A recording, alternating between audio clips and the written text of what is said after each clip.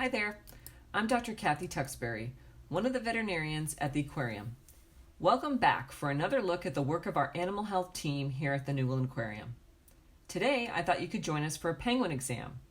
This is Lambert, a 29-year-old male African penguin who was born here at the Aquarium. Today, he is having a routine eye exam.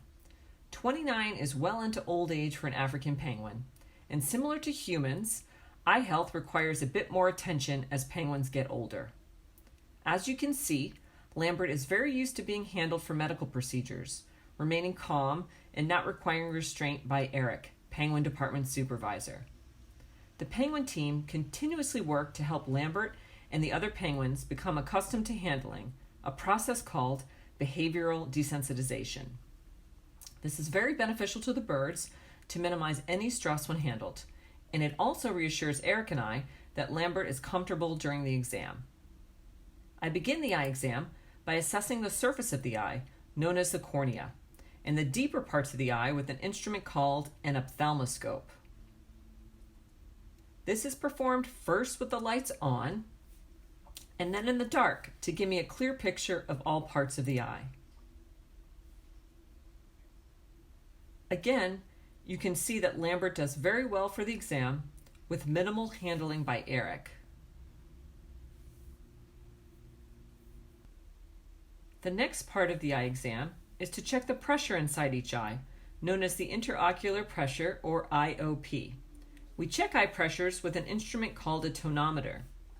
Measuring the pressure inside the eyes is very important to knowing if there's a problem that needs to be addressed, such as glaucoma, which is a condition in which the pressure increases to an unhealthy level for the eye. You may be familiar with getting your eye pressures checked at your doctor via the puff of air technique.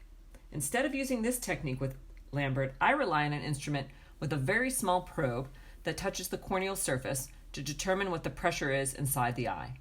A painless process. Now, I am placing a drop of a bright yellow liquid called Fluorescent Stain on each eye. Again, you may recognize this step if you have ever been to an eye doctor, as this is commonly performed during human eye exams. This stain allows me to assess the surface of the cornea for the presence of any ulcers or defects. I am looking for areas of fluorescent yellow stain remaining on the eye after I flush the eye with eye wash. You'll notice that this part of the exam is performed in the dark to allow me to best assess for the presence of any remaining fluorescent stain. Lambert's eyes show no uptake of the yellow stain and thus no corneal ulcers, which is good news. After I've examined Lambert's eyes, I complete the rest of a physical exam by assessing his lungs, air sacs, which penguins use while diving, and heart with the stethoscope. As you can see, Lambert has been an excellent patient and continues to remain relaxed during the remainder of his exam. The work our penguin team has done on behavioral desensitization has ensured a smooth experience for both penguins and humans.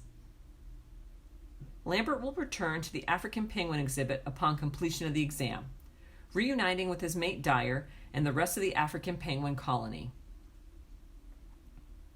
Thank you for listening, and we hope you enjoyed learning about a penguin eye exam. Join us again soon for another look into a day in the life of a New England Aquarium veterinarian.